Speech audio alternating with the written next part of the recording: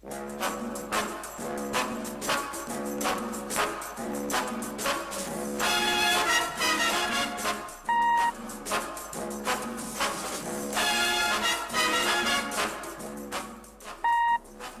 the service manager, asked Chet to track down a water leak in the door area of a two-door sedan. But Chet's new at this, and it looks like he'll need some help. Hey, Chet, you're supposed to check this car for a water leak, not wash it down. Well, I figured the best way to find a water leak was to turn the hose on the car and give it the works. That'll get water through a leaky spot, all right, but it'll run all over, and you won't be able to tell where it's getting in. Let's dry this job off and start over again. Okay, Joe. Show me how it's done. Before you do any testing, look over the leak area for obvious things like a loose, torn, or distorted weather strip, gaps, or holes which common sense tells you should be closed up or sealed. After a rainstorm, dried road splash leaves traces that can help you pinpoint a leak. Also, look for signs of surface rust, which may indicate an open body seam. And as part of your inspection, check the alignment of the door to see how well it fits in the opening. If the door's not lined up properly, or the striker needs resetting, it's hard to get a good seal. Where a door is properly fitted, the weather strip compresses slightly when the door is closed. This allows the weather strip edge to make firm, even contact all around the door opening, so it can maintain a good seal without being flattened or crushed. All that I've said about doors also goes for checking deck lid and tailgate weather strips. Always begin by looking for the obvious, especially where a car has had body repairs or glass has been replaced. All right, Joe. I'm sold on inspection. But what about water testing? It's a good test for weather strip sealing, and it's the only practical way to check for leaks around windshields, rear windows, or at body seams. But there's a right way to do it. You only need a small stream of water to find a leak. If you use too much pressure, the water can force past even a good-fitting weather strip. It can also splash all over the area, so you'll have trouble finding the source of the leak. Actually, the test procedure is easy. Remove the hose nozzle and hold the pressure down to get about a 3-inch stream. Then ask a helper to sit inside the car and watch for water while you work the hose around the gap at the door edge on the outside. Start your check at the lower edge of the door and then work upward. If you begin water testing at the top, the runoff will wet the untested area and can make a leak hard to find. What are you supposed to watch for on the inside? If the weather strip doesn't seal properly, it's easy to see where the water comes in at the door edge. On some models, you'll have to pull back the wind cord to spot a leak. Now, there may be more than one leak, so correct any leaks you find in lower areas before you test higher. Be sure to dry the suspected area and clean it up so any cement you use in leak correction will stick tight. We'll talk about fixing leaks later on. Now, if the weather strip's okay, run water along the side windows at the belt line and check the inside trim panels for dampness. This water normally runs out of the door and body drains, but if the plastic water shield under the trim is torn, missing, or not properly tucked into the bottom slot, the trim can get soaked. Do you check the deck lid weather strip from the inside like the door seal? Right.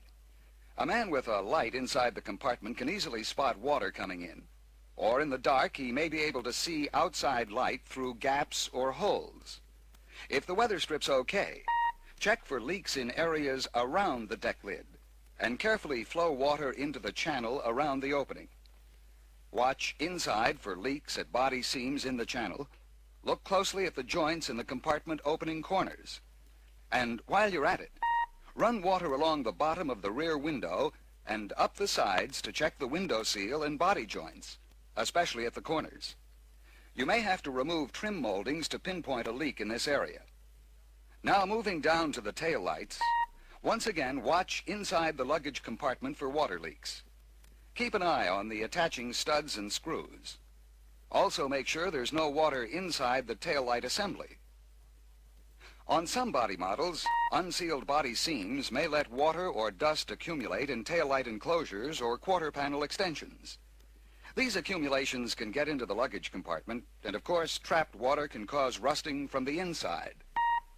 And where you have leaks in the luggage compartment, be sure to check for water in the spare wheel well.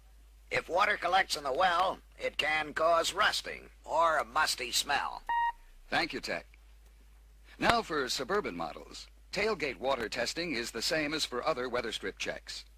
And as with doors or deck lids, the tailgate must be correctly aligned for good sealing. On models which do not have the door gate, inspect the body seam lip at the bottom of the tailgate opening. If the lip is distorted or bent downward, the bottom weather strip will also be out of position and probably will not seal properly. Up in front, the water test can be used to check for leaks at body seams, corner joints, bolt and plug holes. Pay close attention to body seams in the sides of the cowl section which are hidden by the fenders, and make sure the antenna lead-in grommet is in place. In some cases, you'll have to remove inside trim panels in suspected leak areas to see where the water's coming in. It may also be necessary to remove heater or air conditioner parts to locate leaks in the plenum area. On the outside, the windshield seal is tested with a low-pressure stream. And as with the rear window, you may have to remove trim moldings to locate leak points. We'll talk about high-pressure windshield leaks when we get to leak correction. Don't be fooled by body joints or openings which may be only part-way closed by mastic sealer. Just remember that the sealer must completely close the opening, or water may get in. Play it safe by resealing any doubtful spots. Good points, Tech. And that reminds me to talk about checking floor pan and dash panel plugs. Don't forget that a lot of water or dust can get in if any of these plugs are loose or missing. It's usually not practical to water test for underbody or wheel housing leaks. The best way to go after these is to remove the rear seat cushion so you can look for rusty edges or other traces of leaks at body seams. If the carpet or mat gets soggy in front of the rear seat cushion, the leak may actually be up higher in the window area. Make sure the plastic water shield is properly installed in its slot at the bottom so it will deflect water to the drains. A lot of master technicians like to use the water test because it's easy to do, and they can quickly retest the job after they've made adjustments or repairs. Now, why don't you tell us about using chalk and other leak testing methods, Joe? Well, the chalk test is easy and it's dry. Simply open the door and rub soft carpenter's chalk on the sealing surface of the weather strip all the way around. Incidentally, hard blackboard chalk doesn't go on as easily and may not leave a good contact mark. With the chalk applied, close the door in the normal manner and then reopen it. The chalk should transfer to the body contact surface in an unbroken line if the seal's okay. If the chalk test shows low spots at body joints around the door opening, it may be necessary to build up these points to get a good seal. Level any low spots with plastic solder and paint the repaired area if necessary. The chalk will also show up high spots on the door opening contact surface. These may be lumps of solder or body seam overlaps. In either case, the raised spots must be smoothed down and repainted. Where gaps of sizable length show up on the chalk test, especially on older model cars, we may have to move the weather strip slightly so it can make good contact in the door opening. If chalking the upper window weather strip of hardtop and convertible models doesn't work too well, you can use paper instead. Clamp a narrow strip of flexible paper between the strip and the glass at several places. If the paper pulls out easily, you've found a possible leak. However, on these models, a poor chalk line impression at the front pillar weather strip can mean that you will have to reposition the vent wing frame and realign the door glass. Now, hold it right there, Joe. If someone will kindly reposition the record on its other side, Joe will continue with his chalk talk. The chalk test also works well on deck lid and tailgate weather strips. But just like doors, their alignment must be correct before any leak test will mean anything. Now we'll switch from chalk to making a leak test with powder. Here again, the test is simple. All you need is powder and a syringe to blow it in around the door, deck lid, or tailgate edges. You can use talcum or some other fine dusting powder which will cling to painted body surfaces. Blow the powder between the weather strip and the edge of the door, deck lid, or tailgate, all around. If it leaves an unbroken line around the outside of the weather strip, the seal is good. However, traces of powder inside the weather strip or on its contact surface will show you where the strip does not seal properly. The powder test sometimes shows up leak causes which are not easy to spot with the water or chalk tests. After you test with powder or chalk, be sure to clean up the test area so the customer won't be bothered with messed up clothes or upholstery. Now, how about some information on wind noise leaks, Joe? First of all, today's cars are a lot quieter overall, so noise which wasn't noticed before can now be very disturbing. But you have to work within the limits of what's practical or possible. Surprising as it may seem, most wind noise is caused by air leaking out of the car. You see, when doors and windows are closed and the cowl vents are open, forward motion of the car pressurizes the car interior. As a matter of fact, with the fresh air inlet doors open, air can enter the car interior faster than it can leave, so pressure builds up inside the car. Actually, on hardtop models, you'll notice that the side windows may lose contact with the roof rail weather strip a bit at the top when the body is pressurized, especially at higher speeds. But if the body is properly sealed, pressurizing the interior will not cause troublesome wind noises. However, any seal which does not make good contact can let the pressurized air force its way out in an area which causes objectionable noise. Now, in the opposite direction, where wind noise is caused by air forcing its way into the car, we usually find a gap or poor sealing condition, which is often the same as one which allows drafts, dust, and water to enter. A third kind of wind noise is the result of wind turbulence outside the car. This noise can be caused by loose moldings, moldings with protruding ends, gaps between trim moldings and rubber sealing strips, or incomplete drip rail sealing.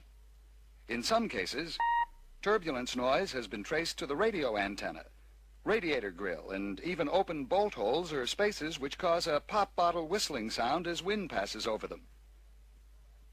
So as with water and dust leak testing, our first step in wind noise diagnosis is a quick inspection for the obvious: door and glass alignment, weather strip condition, poor molding fit, and open holes or gaps. When these are all in order, a road test will help you determine whether additional work is needed. Try to make the test in a low-traffic, open area where you can drive the car up to cruising speeds. This will let you check the effect of driving into and away from the wind, and also whether the noise changes when the wind is on opposite sides of the car. To begin the test, push the antenna down and close the doors and windows tightly. Make sure the radio and any blowers are shut off. Close heater or air conditioner air inlets and open the fresh air inlet door so body pressure can build up, and start your test run. If you get the noise only when the air inlet doors are open, the sound is probably caused by outgoing air. This kind of noise may also vary as the car speeds up or slows down. I get the idea. And if you get the noise when the air inlet doors are closed, air's coming into the car. Right, and where air's leaking in, the noise will be loudest on the windy side. Also, you may be able to feel an air draft if the leak is bad. If opening and closing the fresh air doors has no effect on the noise, it's probably caused by turbulence outside the car and may be hard to find. Right now, you can tell us how to locate some wind leak noise sources, Joe. Well, experience shows that most causes of wind noise can be found in upper areas on the car sides to about a foot below the belt line, or across the windshield. Now, where leaks around the vent wing area are concerned, you can pinpoint a noise source by first isolating the outside weather strip surface in the vent area with balls of mastic sealer between the weather strip and the door lip. On the inside, seal the space between the windshield pillar and the door with masking tape. Also, tape the sealing surface of the vent wing all around and test drive the car. If the noise is gone, hold the same car speed and slowly pull the tape away from the pillar. Should the noise come in at some point as the tape is pulled, the source is nearby, probably in the pillar weather strip area. Where no wind noise is noticed when all the tape is removed from the pillar, repeat the same process and slowly pull the tape away from the vent wing. As soon as the noise sounds off, you're close to the source. In some cases, you may find the noise source more easily by using a length of small diameter hose as a noise pickup. Move the free end of the hose around the vent area and listen for the sound at the other end. One more way to check for wind noise leaks is to pressurize the car when it's standing still. You close the doors and windows tight, set the blower on high and the controls on defrost. Fresh air inlet doors must be closed so the pressure can build up. Be sure to start the engine so there'll be vacuum to move the air damper doors to defroster position. Then check outside the car for escaping air around door and window edges. Remember, some air will escape even with proper sealing, but the amount should be limited. Your main concern should be with checking for leaks in the upper area of the body, which we've already discussed. Be sure to check the rear quarter window area of two-door models and rear door sealing at the C-post of four-door sedans and hardtops. That just about rounds up leak testing. Now, how about a few tips on sealing? Okay, let's start at the top. Look for voids or pinholes in the drip rail sealant. Water can enter a small hole and run under the sealant and get into the car at a body seam. For leaks in windshield and rear window areas, first remove the trim moldings. Then seal between the rubber sealing strip and body or glass as needed with semi-liquid sealer and water test before the moldings are installed. This treatment usually corrects high-pressure leaks which allow water in during windy storms. Where cemented glass is used, leaky spots may be hidden by trim moldings, especially at the bottom and corners. Remove the molding and dry the area. Then apply a coating of semi-liquid cement over the leak area and water test before installing the moldings. In some cases, you may find water leaking past a loose molding retainer screw or through small holes at the windshield or rear window body joints. These leaks can be found by flowing on water and then applying air pressure at the corners. At fixed rear quarter windows, you can usually get a weather-tight seal between body metal and the molded weather strip by the use of semi-liquid sealer under the weather strip edge all around. If this treatment doesn't work, you may have to remove the window and weather strip from the body opening to inspect body seams and corner joints for unsealed openings. Be sure all old sealer is cleaned off the body metal and weather strip before the glass is installed. Sedan door weather strip should be cemented only along the edge below the inner lip. The lip should contact the door surface smoothly without distortion or puckers. Below the door belt line, the weather strip is held in place by fasteners instead of cement. And on hardtops, the door glass must be in light contact with the upper weather strip, with a molded line on the strip showing when the window's closed. Don't try to make the glass edge force itself into the groove between the weather strip edges. Now for a general wrap-up, here's a display of the various body and weather strip sealing materials and tools you'll find useful for stopping leaks and sealing out water, dust, and wind. Use them as indicated in your service manuals. And finally, make sure that you clean up the glass, weather strips, or other places which have been cemented or sealed. There's nothing like sealer smeared on the glass or paint to make a customer suspect you've done a sloppy job. Joe has just given us the story on tracking down water, dust, and wind leaks. He's also mentioned some good tips on body sealing. But the main thing all you master technicians should remember is the common sense approach that takes the mystery out of a body leak diagnosis. Don't forget that good fitting doors and glass are important. So follow the alignment instructions in your service manuals. Be sure to check your reference book for this session for extra sealing tips and hints that may help you lick a tough one. See you all next month.